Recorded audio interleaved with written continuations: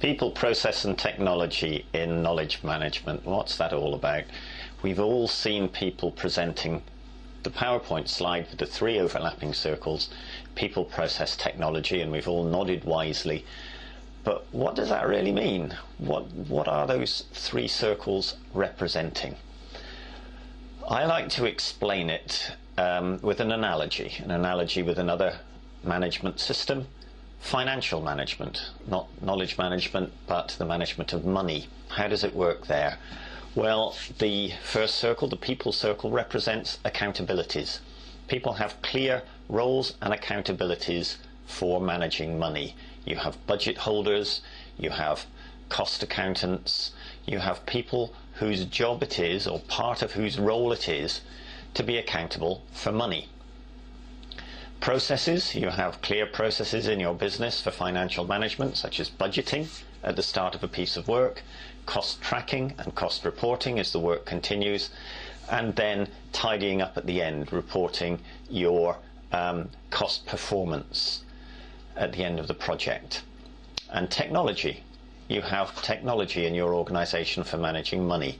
It may be simple, such as Microsoft Excel.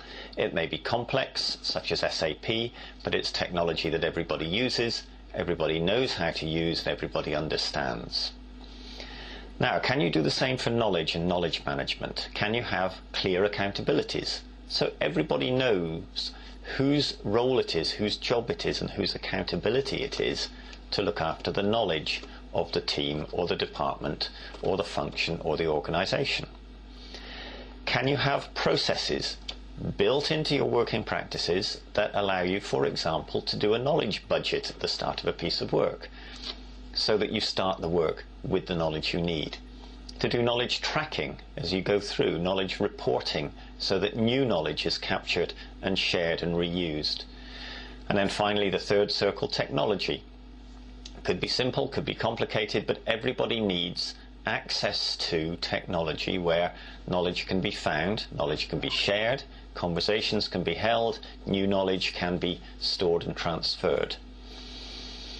These three circles coming together, the accountabilities, the processes, the technologies, form a management system. Our first example was a financial management system. Our second example is a knowledge management system. Let me give you an example of knowledge management systems in a project framework, and many organizations I know are now using this system.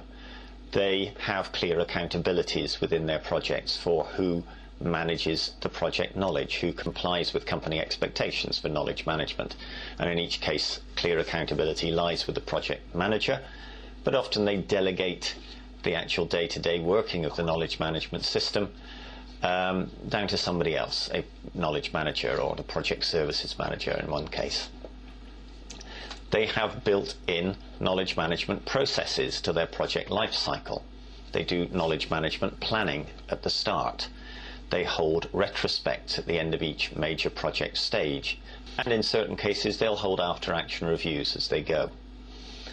They have introduced relatively simple knowledge management technologies, a lessons learnt database for the project, communities of practice so that project team members can tap into the knowledge from other projects, and finally a way of sharing lessons more widely at the end of the project, a company-wide lessons database. These are fairly simple technologies, but they're ones that everybody uses and everybody understands, and that combination of roles, processes, technologies has delivered some fantastic results for these organizations.